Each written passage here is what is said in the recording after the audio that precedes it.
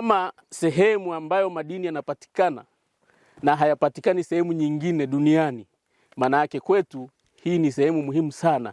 Tunaichukulia kama ni kivutio cha utalii wa jiolojia, au mnaweza mkasema ni kivutio cha utalii wa madini.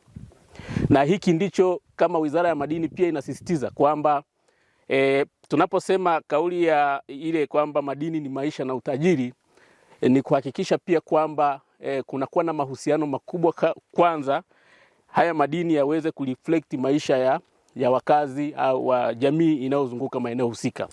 Sasa uwepo wa haya madini kwenye eneo hili inaweza ikabadilika kuwa kivutio, kwa sababu tunatarajia kuna researchers wengi, yani watafiti wengi wanaweza kufika kwenye huu mlima kwa ajili ya kuja kwa ajili ya kuja kujionea mabadiliko gani ya kijiolojia yaliyotokea yakapelekea haya madini kupatikana eneo hili pekee.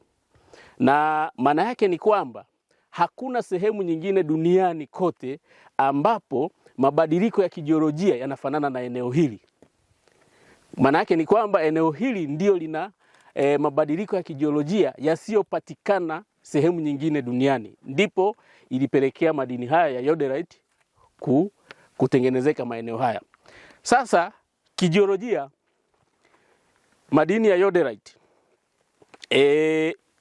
sisi maana yake ni kwamba miamba ya wakati huo, wakati madini yanatengenezeka, lakini pia wakati huo pressure ya tunasema shinikizo la chini ya ardhi na joto lilipelekea kutengenezeka kwa hayo madini.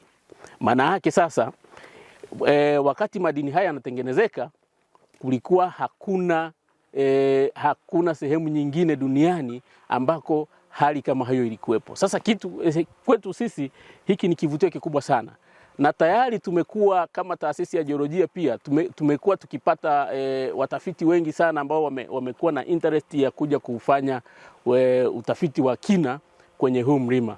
Lakini sio utafiti wa kina tu, hata utalii wa kutembelea huu mlima, kuangalia ni madini gani haya ambayo hayapatikani sehemu nyingine duniani isipokuwa ni kwenye huu mlima Mautia.